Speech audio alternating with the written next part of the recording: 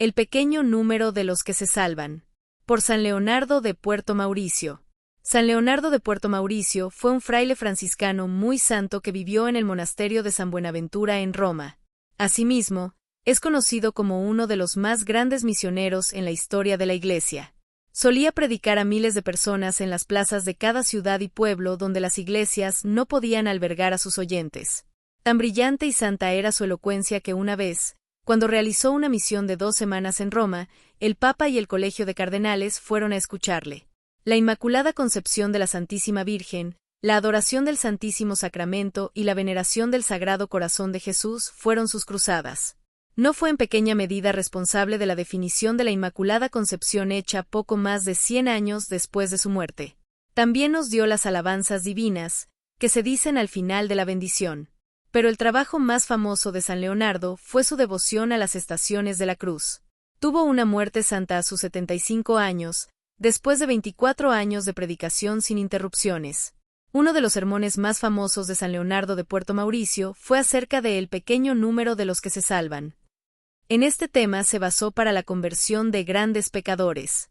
Este sermón, así como sus otros escritos, fue sometido a examinación canónica durante el proceso de su canonización. En él, examina los diferentes estados de vida de los cristianos, y concluye con el pequeño número de los que se salvan, en relación a la totalidad de los hombres. Quien medite sobre este notable escrito aprovechará la solidez de su argumentación, la cual le ha valido la aprobación de la Iglesia. Aquí está el vibrante y conmovedor sermón de este gran misionero. Gracias a Dios, el número de los discípulos del Redentor no es tan pequeño como para que la maldad de los escribas y fariseos sea capaz de triunfar sobre ellos.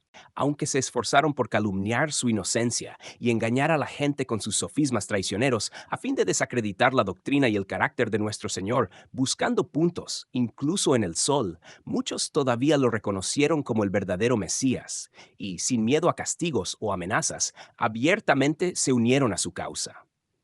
Todos los que siguieron a Cristo, ¿lo siguieron incluso hasta la gloria? Aquí es donde yo venero el misterio profundo y adoro en silencio los abismos de los decretos divinos, en lugar de decidir precipitadamente sobre este punto tan grande. El tema que estaré tratando hoy es uno muy grave. Ha causado que incluso los pilares de la iglesia tiemblen, ha llenado a los más grandes santos de terror y ha poblado los desiertos de anacoretas. El objetivo de esta instrucción es decidir acerca de si el número de cristianos que se salvan es mayor o menor al número de cristianos que son condenados. Esto produzca en ustedes un temor saludable acerca de los juicios de Dios. Hermanos, por el amor que tengo por ustedes, desearía ser capaz de asegurar con la perspectiva de la felicidad eterna a cada uno de ustedes diciéndoles, es seguro que irás al paraíso. El mayor número de los cristianos se salva, por lo que también tú te salvarás.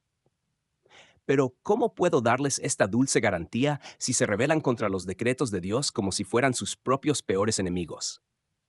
Veo en Dios un deseo sincero de salvarlos, pero encuentro en ustedes una inclinación decidida a ser condenados. Entonces, ¿qué voy a hacer hoy si hablo con claridad? Seré desagradable para ustedes, pero si no hablo, seré desagradable para Dios. Por lo tanto, voy a dividir este tema en 2 puntos. En el primero, para llenarlos de terror, voy a dejar que los teólogos y los padres de la Iglesia decidan sobre el tema y declaren que el mayor número de los cristianos adultos son condenados. Y, en adoración silenciosa de ese terrible misterio, mantendré mis sentimientos para mí mismo. En el segundo punto, trataré de defender la bondad de Dios de los impíos, al demostrarles que los que son condenados por su propia malicia, porque querían ser condenados. De este modo, tenemos 2 verdades muy importantes. Si la primera verdad les asusta, no me guarden rencor, como si yo quisiera hacer el camino hacia el cielo más estrecho para ustedes, porque quiero ser neutral en este asunto, sino más bien guárdenle rencor a los teólogos y a los padres de la Iglesia, quienes grabarán esta verdad en sus corazones con la fuerza de la razón. Si ustedes son desilusionados por la segunda verdad, den gracias a Dios por esta, pues Él solo quiere una cosa, que le den sus corazones totalmente. Por último, si me obligan a decir claramente lo que pienso, lo haré para su consuelo. La enseñanza de los padres de la Iglesia No es vana curiosidad, sino más bien una precaución saludable, proclamar desde lo alto del púlpito ciertas verdades que sirven maravillosamente para contener la indolencia de los libertinos, que siempre están hablando de la misericordia de Dios y de lo fácil que es convertir, que viven sumidos en toda clase de pecados y se quedan profundamente dormidos en el camino al infierno. Para desilusionarlos y para despertarlos de su letargo, hoy vamos a examinar esta gran pregunta. ¿Es el número de cristianos que se salva mayor que el número de cristianos que se condena? Almas piadosas pueden irse. Este sermón no es para ustedes. Su único propósito es contener el orgullo de los libertinos que echan el santo temor de Dios fuera de su corazón y unen sus fuerzas con las del diablo que, según el sentimiento de Eusebio, condenan a las almas al asegurarlas. Para resolver esta duda, pongamos a los padres de la Iglesia, tanto griegos como latinos, por un lado. Por el otro, a los teólogos más sabios e historiadores más eruditos, y dejemos la Biblia en el centro para que todos la vean. Ahora no escuchen lo que yo voy a decir, pues ya he dicho que no quiero hablar por mí mismo o decidir sobre la materia, sino más bien escuchen lo que estas grandes mentes tienen que decirles. Ellos, que son faros en la iglesia de Dios, para dar luz a los demás, para que no pierdan el camino al cielo. De esta manera, guiados por la triple luz de la fe, la autoridad y la razón, vamos a ser capaces de resolver este grave asunto con certeza. Noten bien que no se trata aquí de la raza humana en su conjunto, ni de todos los católicos sin distinción, sino solo de los católicos adultos, que tienen libertad de elección y, por tanto, son capaces de cooperar en el gran asunto de su salvación. Primero consultemos a los teólogos reconocidos por examinar las cosas con más cuidado y no exagerar en su enseñanza. Escuchemos a dos sabios cardenales, Cayetano y Belarmino. Ellos enseñan que el mayor número de los cristianos adultos son condenados. Y si yo tuviera el tiempo para señalar las razones en las que se basan, estarían convencidos de esto ustedes mismos. Pero me limitaré aquí a citar a Suárez. Después de consultar a todos los teólogos y de hacer un estudio diligente del asunto, escribió: el sentimiento más común que se tiene es que entre los cristianos hay más almas condenadas que almas predestinadas. Añadan la autoridad de los padres griegos y latinos a la de los teólogos, y ustedes encontrarán que casi todos dicen lo mismo. Este es el sentimiento de San Teodoro, San Basilio, San Efrén y San Juan Crisóstomo. Es más, según Baronio, era una opinión común entre los padres griegos que esta verdad fue expresamente revelada a San Simeón Estilita y que después de esta revelación fue para asegurar su salvación que él decidió vivir en lo alto de un pilar durante 40 años, expuesto a la intemperie, un modelo de penitencia y de santidad para todos. Ahora consultemos a los padres latinos.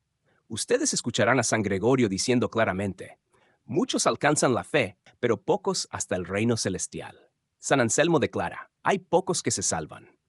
San Agustín afirma aún más claramente: por lo tanto, pocos se salvan en comparación de aquellos que son condenados.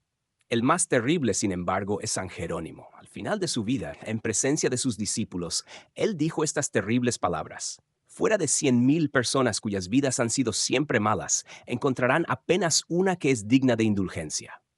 Las palabras de la Sagrada Escritura. Pero, ¿por qué buscar las opiniones de los padres y teólogos cuando la Sagrada Escritura resuelve la pregunta con tanta claridad? Busquen en el Antiguo y Nuevo Testamento y ustedes encontrarán una multitud de figuras, símbolos y palabras que señalan claramente esta verdad. Muy pocos se salvan. En el tiempo de Noé, la raza humana entera quedó sumergida por el diluvio y solo 8 personas fueron salvadas en el arca. San Pedro dice: esta arca es la figura de la iglesia, mientras que San Agustín añade: y estas 8 personas que se salvaron significa que muy pocos cristianos se salvan, porque son muy pocos los que sinceramente renuncian al mundo, y aquellos que renuncian al mundo solo con palabras no pertenecen al misterio que representa esta arca. La Biblia también nos dice que solo 2 hebreos de cada 2 millones entraron en la tierra prometida después de salir de Egipto, y que solo 4 escaparon del fuego de Sodoma y de las otras ciudades que se incendiaron y perecieron con esta.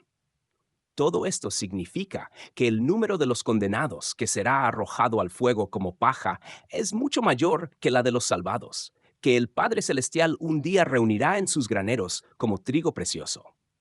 No acabaría si tuviera que señalar todas las figuras por las que la Sagrada Escritura confirma esta verdad. Contentémonos con escuchar al oráculo viviente de la sabiduría encarnada. ¿Qué le respondió nuestro Señor a aquel hombre curioso en el Evangelio que le preguntó? Señor, ¿son pocos los que se salvan? ¿Guardó silencio? ¿Respondió con dificultad? ¿Ocultó su pensamiento por temor a asustar a la gente? No. Interrogado por uno solo, se dirigió a todos los presentes. Les dice, ¿ustedes me preguntan si solo unos pocos se salvan? He aquí mi respuesta. Esforzaos por entrar por la puerta angosta, porque muchos, os digo, tratarán de entrar y no podrán. ¿Quién habla aquí? Es el Hijo de Dios, la verdad eterna, que en otra ocasión dice aún más claro, muchos son los llamados, pero pocos los escogidos. Él no dice que todos son llamados y que de todos los hombres pocos son los elegidos, sino que muchos son los llamados. Lo que significa, como San Gregorio explica, que de todos los hombres muchos son los llamados a la verdadera religión, pero de ellos pocos se salvan. Hermanos, estas son las palabras de nuestro Señor Jesucristo. ¿Son claras? Son verdaderas. Díganme ahora si es posible que ustedes tengan fe en sus corazones y no tiemblen. La salvación en los diferentes estados de vida. Pero, veo que al hablar de esta manera a todos en general, me salgo de mi punto. Así que vamos a aplicar esta verdad a varios estados, y ustedes comprenderán que deben echar la razón, la experiencia y el sentido común de los fieles, o confesar que el mayor número de los católicos es condenado.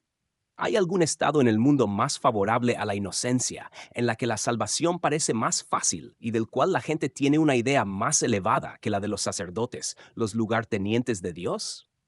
A primera vista, ¿quién no creería que la mayoría de ellos no solo son buenos, sino incluso perfectos? Sin embargo, estoy horrorizado cuando escucho a San Jerónimo declarar que aunque el mundo está lleno de sacerdotes, apenas 1 de cada 100 está viviendo en una manera conforme con su estado.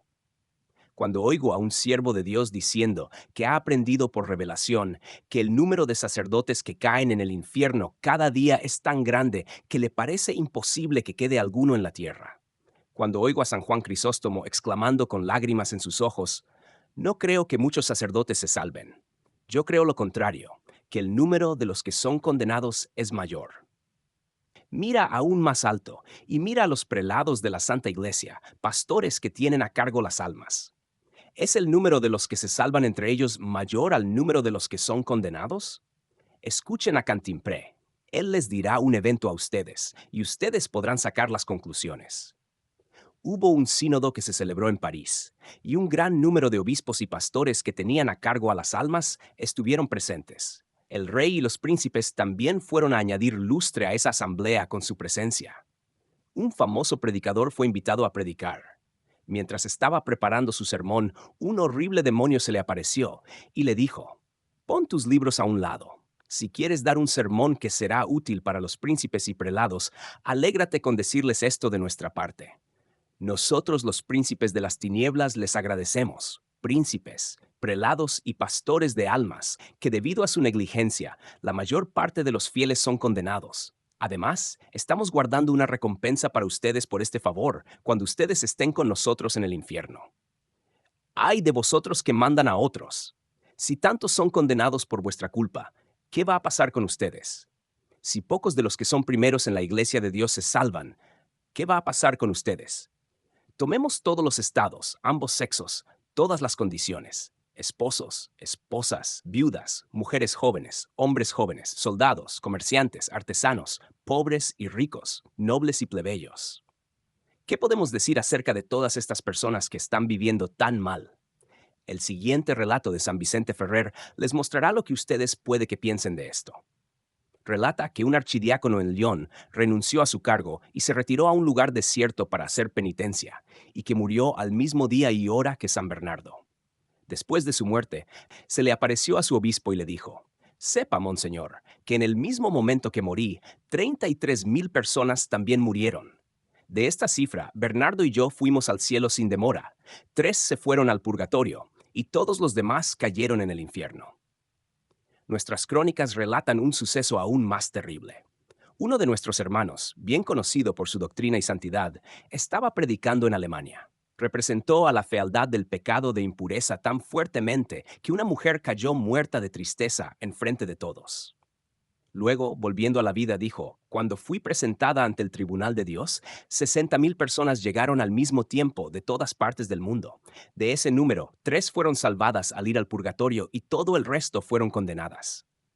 Oh abismo de los juicios de Dios. Fuera de 30,000, solo 5 se salvaron. Y fuera de 60,000, solo 3 se fueron al cielo. Ustedes, pecadores que me están escuchando, ¿en qué categoría van a ser numerados? ¿Qué dicen? ¿Qué piensan? Veo a casi todos ustedes bajar la cabeza, llenos de asombro y horror. Pero vamos a poner nuestro estupor a un lado, y en lugar de halagarnos a nosotros mismos, tratemos de sacar algún provecho de nuestro miedo. No es cierto que hay 2 caminos que conducen al cielo, la inocencia y el arrepentimiento. Ahora, si les muestro que muy pocos toman uno de estos 2 caminos, como personas racionales, llegarán a la conclusión de que muy pocos se salvan.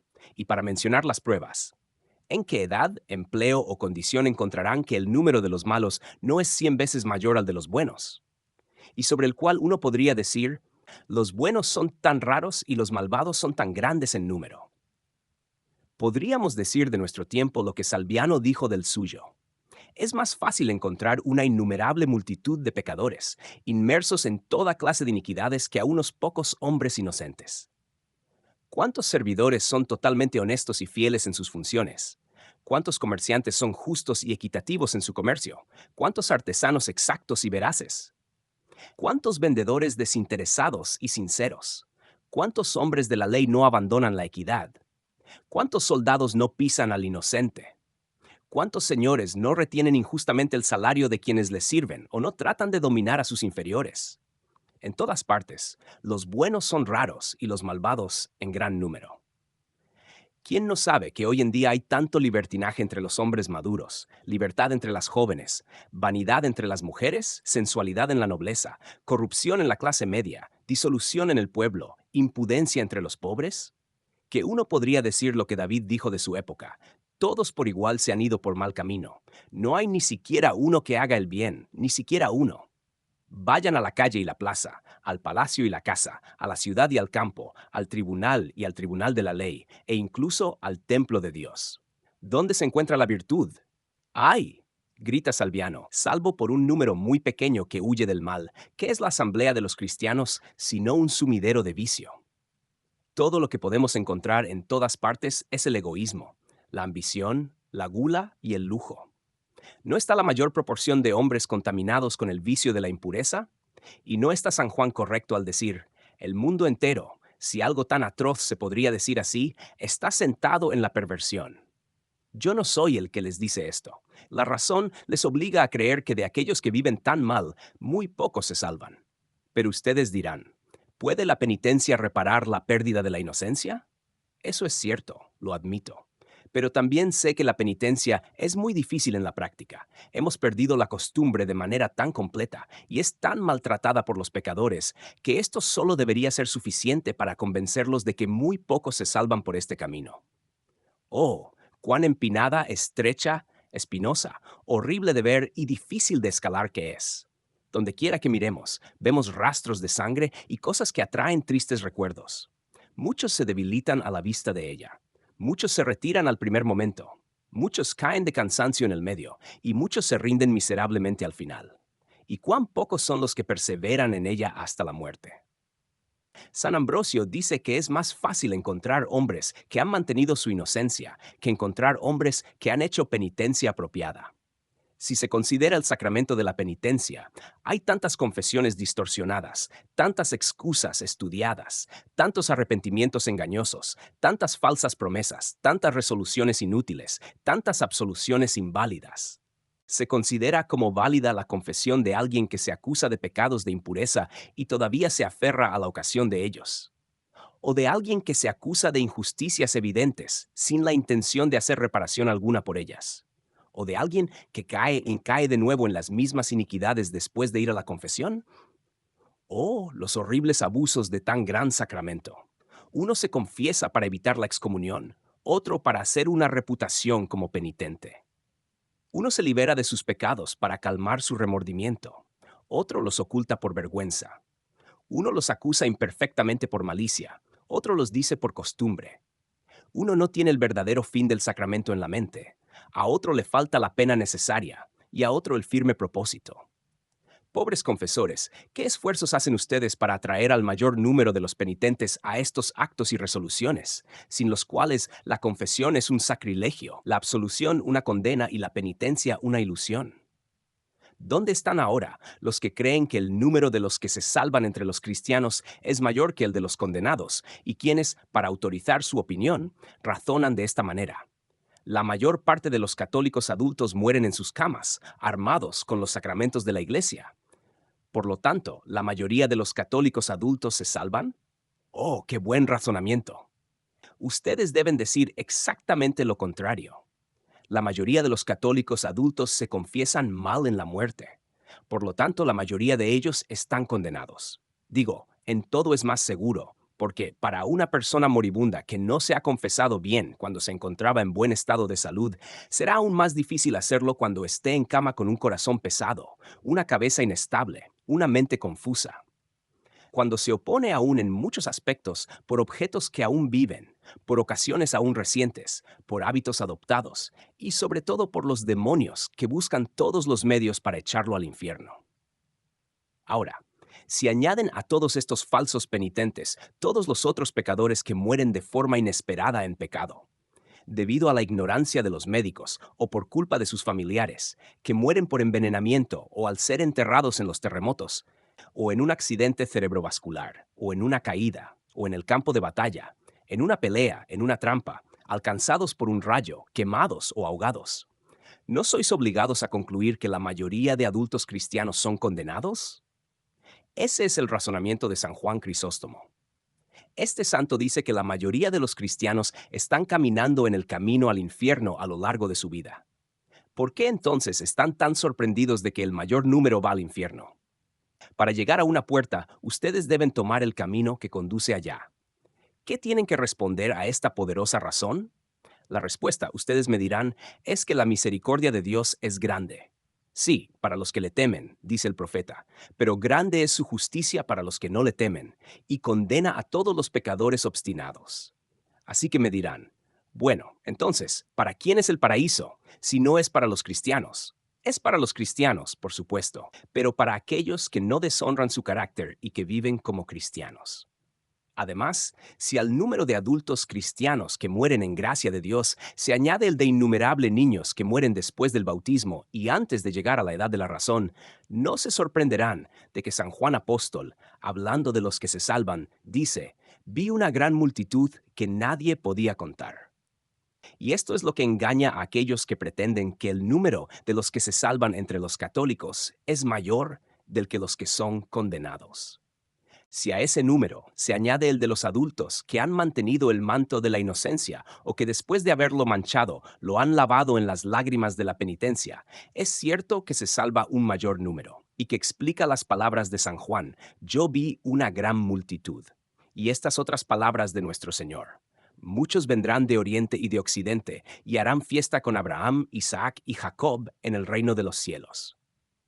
Y las otras figuras que suelen citarse a favor de esa opinión. Pero si estamos hablando de los cristianos adultos, la experiencia, la razón, la autoridad, la propiedad y la escritura, todos están de acuerdo en aprobar que el mayor número es condenado. No creas que por esto el paraíso está vacío. Por el contrario, es un reino muy poblado.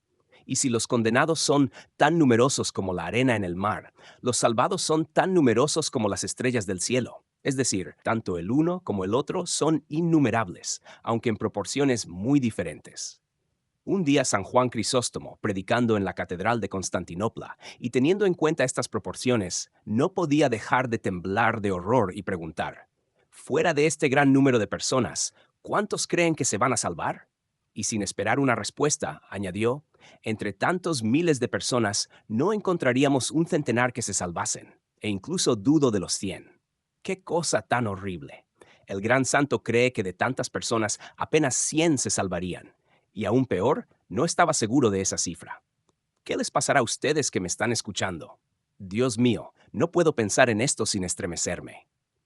Hermanos, el problema de la salvación es una cosa muy difícil, pues de acuerdo a las máximas de los teólogos, cuando un fin exige grandes esfuerzos, solo unos pocos logran alcanzarlo. Por eso Santo Tomás, el doctor angelical, después de pesar todas las razones a favor y en contra en su inmensa erudición, finalmente llegó a la conclusión de que el mayor número de católicos adultos son condenados. Él dice, debido a que la beatitud eterna sobrepasa al estado natural, sobre todo porque ha sido privado de la gracia original, es un pequeño número el que se salva.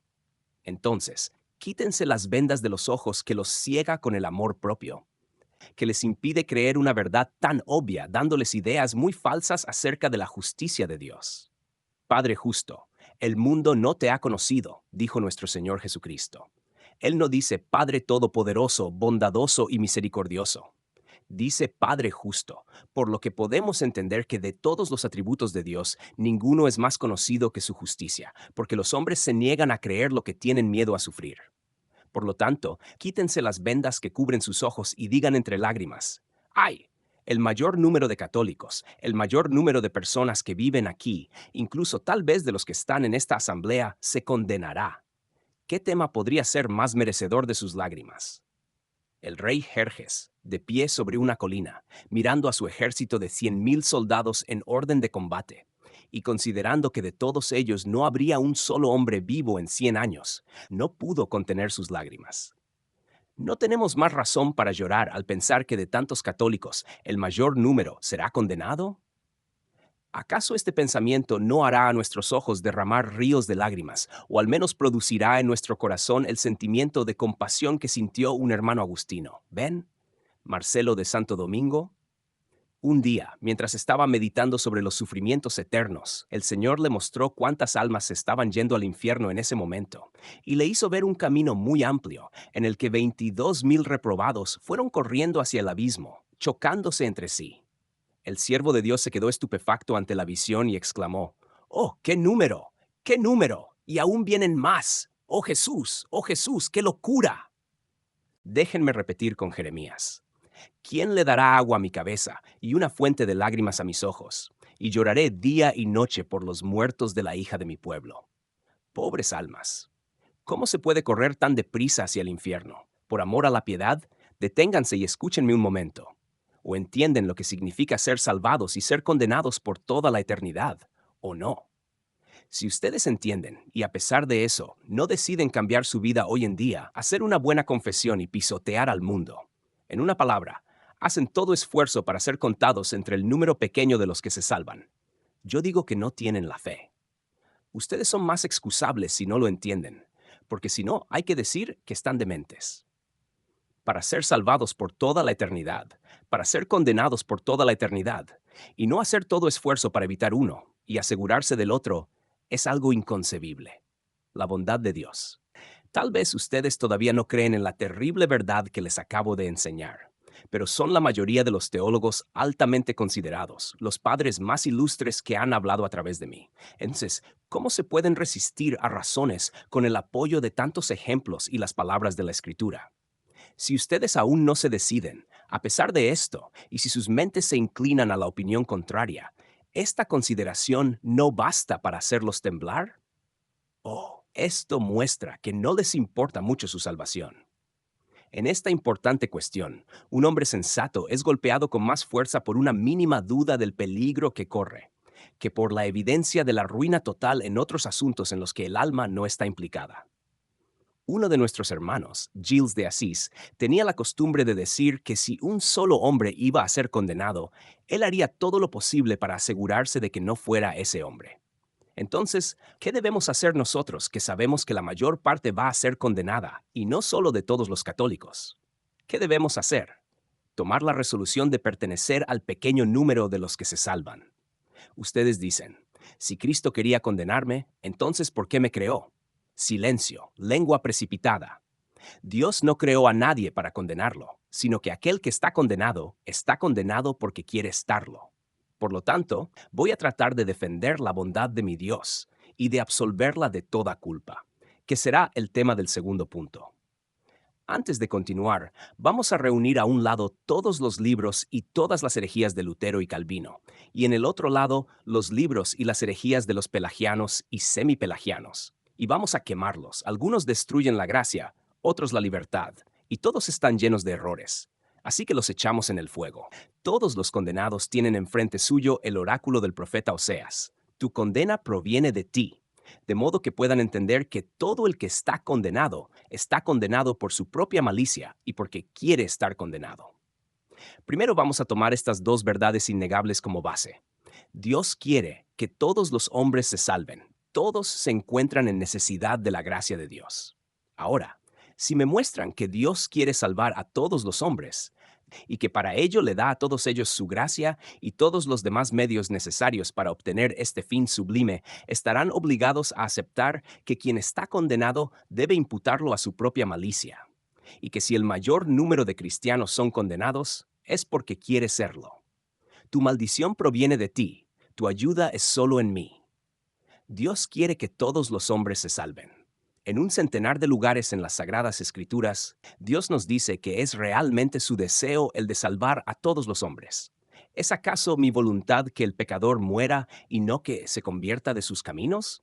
Vivo yo, dice el Señor. Yo no deseo la muerte del pecador. Si se convierte, vivirá. Cuando alguien quiere algo mucho, se dice se está muriendo del deseo. Es una hipérbole. Pero Dios ha querido y aún quiere nuestra salvación, tanto que murió de deseo y sufrió la muerte para darnos vida. Esta voluntad de salvar a todos los hombres no es por lo tanto una voluntad superficial y aparente en Dios. Es una voluntad real, efectiva y beneficiosa, porque Él nos da todos los medios más adecuados para ser salvos. No nos los da a nosotros para que no la consigamos. Nos los da con una voluntad sincera, con la intención de que podamos obtener su efecto. Y si no lo obtenemos, se muestra afligido y ofendido por ello. Manda aún a los condenados seguirla, a fin de ser salvados. Les exhorta a esta, les obliga a esta, y si no la hacen, pecan. Y por tanto, puedan hacerla y así ser salvados. Es más, porque Dios ve que ni siquiera podemos hacer uso de su gracia sin su ayuda.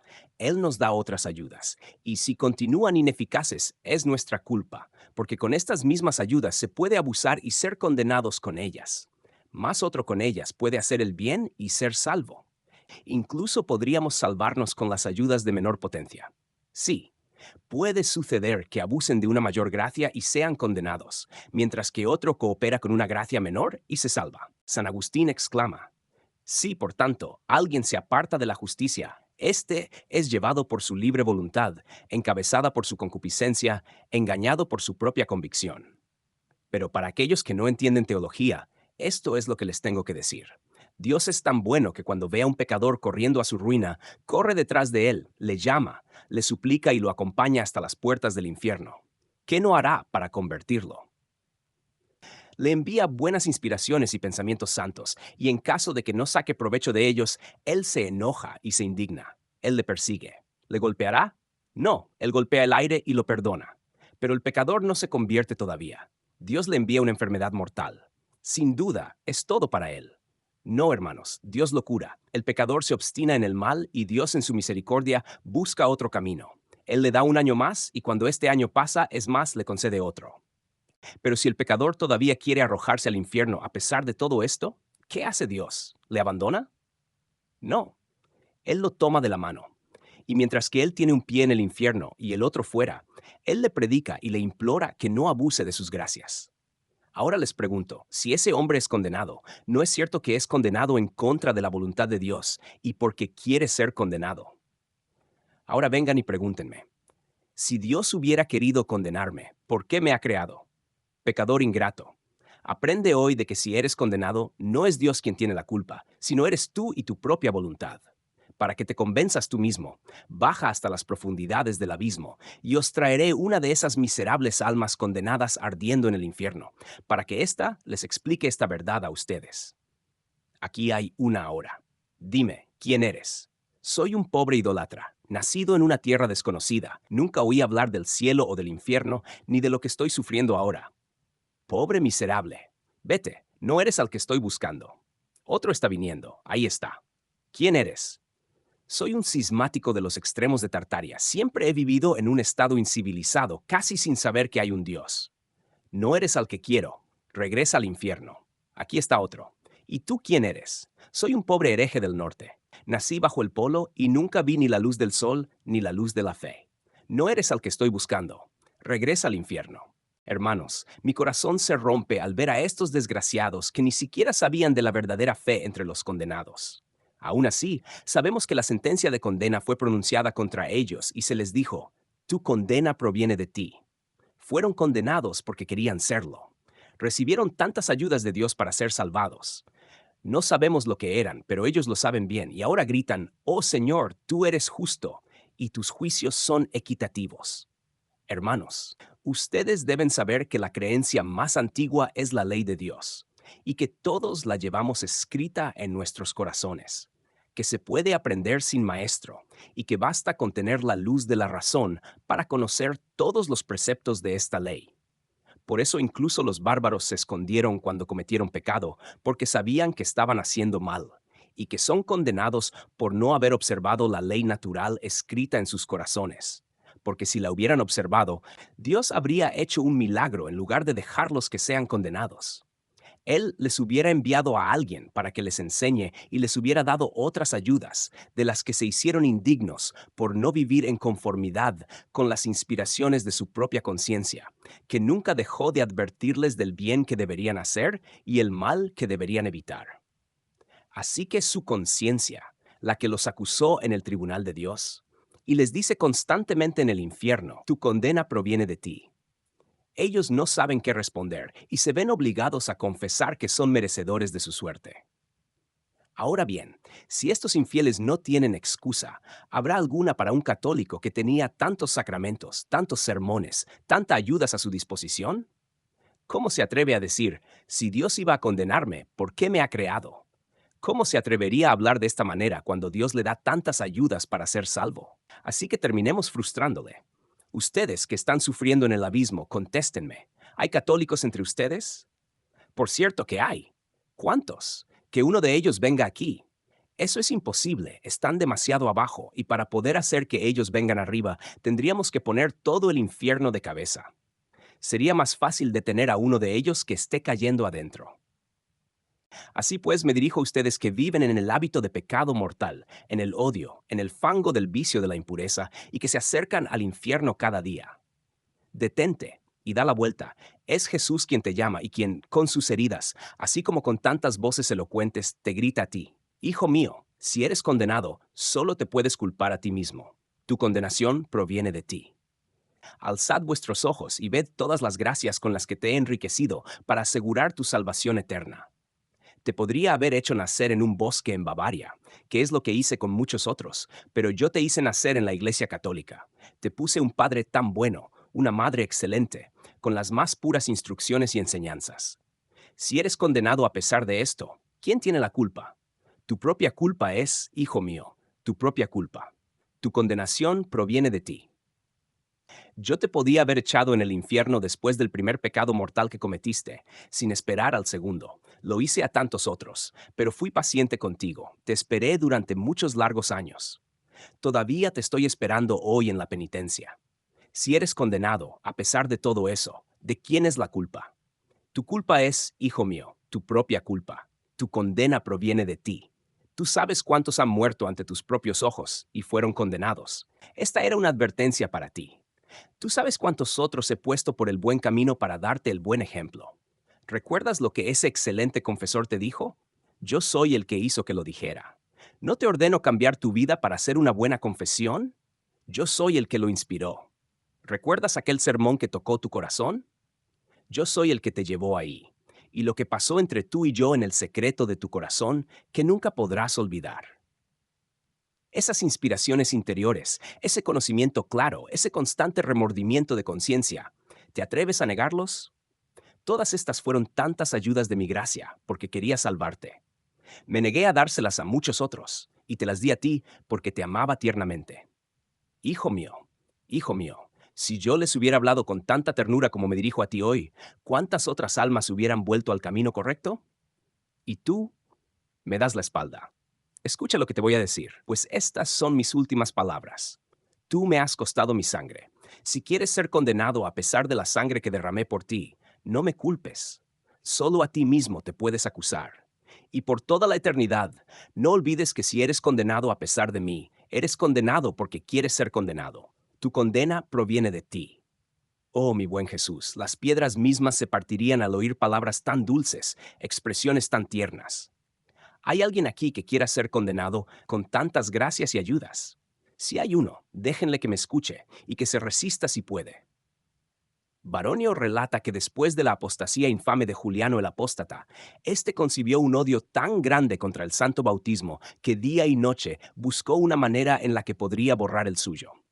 Para tal fin, preparó un baño de sangre de cabra y se colocó en él, queriendo que esta sangre impura de una víctima consagrada a Venus pueda borrar el carácter sagrado del bautismo de su alma.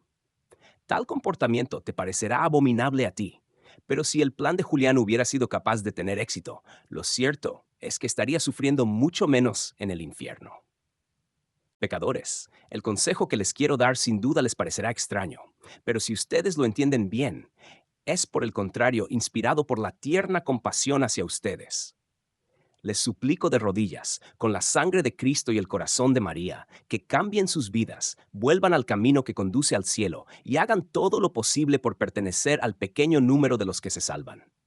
Si, en lugar de ello, desean continuar caminando en la carretera que conduce al infierno, al menos encuentren una manera de borrar su bautismo. Ay de ti si tomas el santo nombre de Jesucristo y el carácter sagrado de los cristianos grabado en tu alma al infierno. Tu castigo será aún mayor. Así que lo que yo te aconsejo que hagas, si no deseas convertirte, ve hoy mismo y pídele a tu pastor que borre tu nombre del registro bautismal, de modo que no quede ningún recuerdo de que hayas sido alguna vez un cristiano. Implora a tu ángel de la guarda que borre de su libro de gracias las inspiraciones y las ayudas que te ha dado por orden de Dios, porque ay de ustedes si las recuerda. Pídele a nuestro Señor que tome de regreso su fe, su bautismo, sus sacramentos. ¿Estás horrorizado al pensar así?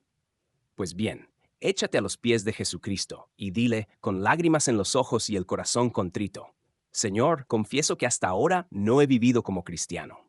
No soy digno de ser contado entre tus elegidos. Reconozco que merezco ser condenado, pero tu misericordia es grande y lleno de confianza en tu gracia. Te digo que quiero salvar mi alma, aunque tenga que sacrificar mi fortuna, mi honor y hasta mi vida, con tal que sea salvado. Si he sido infiel hasta ahora, me arrepiento, deploro, detesto mi infidelidad. Te pido humildemente que me perdones por ello. Perdóname, buen Jesús, y también fortaléceme, para que pueda ser salvado. Te pido no la riqueza, ni el honor, ni la prosperidad. Te pido una sola cosa, que salves mi alma. ¿Y tú, oh Jesús? ¿Qué dices? Oh buen pastor, mira a la oveja descarriada que vuelve a ti. Abraza a este pecador arrepentido, bendice sus suspiros y lágrimas, o más bien bendice a estas personas que están tan dispuestas y que no quieren nada más que su salvación. Hermanos, a los pies de nuestro Señor, protestemos que queremos salvar nuestra alma, cueste lo que cueste. Pongámonos todos a decirle con los ojos llenos de lágrimas: Buen Jesús, yo quiero salvar mi alma. Oh, benditas lágrimas, benditos suspiros. Conclusión, hermanos, quiero despedirlos a todos ustedes consolados hoy. Así que si preguntan mi sentimiento acerca del número de los que se salvan, aquí está.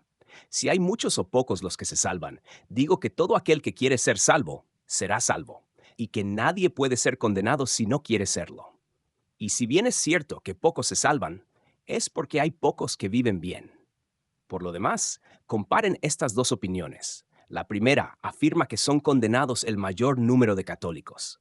La segunda, por el contrario, pretende que se salvan el mayor número de católicos. Imagínense a un ángel enviado por Dios para confirmar la primera opinión. Viene a decir que no solo son la mayoría de los católicos condenados, sino que de esta reunión de todos estos aquí presentes, uno solo será salvo. Si obedeces los mandamientos de Dios, si detestas la corrupción de este mundo, si abrazas la cruz de Jesucristo en un espíritu de penitencia, serás ese uno que se salvará. Ahora imagínense al mismo ángel que regrese a ustedes confirmando la segunda opinión. Él les dice que no solo son la mayor parte de los católicos salvados, sino que de todos en esta reunión, uno solo va a ser condenado y todos los demás salvados. Si después de esto continúas con tus usuras, tus venganzas, tus acciones criminales, tus impurezas, entonces serás ese uno que será condenado. ¿Cuál es el uso de saber si muchos o pocos se salvan? San Pedro nos dice, esfuérzate con las buenas obras para hacer tu elección segura.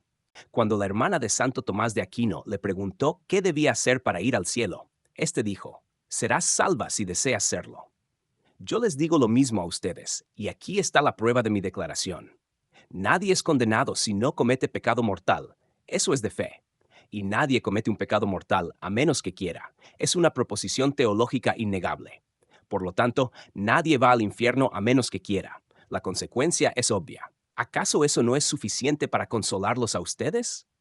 Lloren por los pecados del pasado, hagan una buena confesión, no pequen más en el futuro, y todos serán salvos. ¿Por qué te atormentes así? Porque es cierto que hay que cometer pecado mortal para ir al infierno, y que para cometer pecado mortal debes de querer hacerlo, y como consecuencia nadie va al infierno a menos que quiera. Esto no es solo una opinión, es una verdad innegable y muy reconfortante. Dios os haga entender, y que los bendiga. Amén. En las primeras normas sobre el discernimiento de espíritus, San Ignacio pone de manifiesto que es típico del espíritu del mal tranquilizar a los pecadores. Por lo tanto, debemos predicar constantemente y dar lugar a la confianza y a la esperanza en el perdón y la misericordia infinitas del Señor, para que la conversión sea fácil y su gracia omnipotente. Pero también debemos recordar que Dios no puede ser burlado, y que alguien que vive habitualmente en el estado de pecado mortal está en el camino a la condenación eterna. Hay milagros de último minuto, pero a menos que sostengamos que los milagros son la generalidad de las cosas, estamos obligados a aceptar que para la mayoría de las personas que viven en el estado de pecado mortal, la condenación final es la posibilidad más probable. La doctrina de San Leonardo de Puerto Mauricio ha salvado y salvará innumerables almas hasta el fin del tiempo. Esto es lo que dice la Iglesia en la oración del oficio divino, lección sexta, hablando de la elocuencia celestial San Leonardo. Al oírle, hasta los corazones de hierro y bronce fueron fuertemente inclinados a la penitencia, con motivo de la sorprendente eficacia de la predicación y celo ardiente del predicador. Y en la oración litúrgica pedimos al Señor, danos el poder para doblar el corazón de los pecadores endurecidos por las obras de la predicación. Este sermón de San Leonardo de Puerto Mauricio se predicó durante el reinado del Papa Benedicto XIV, que tanto amó al gran misionero.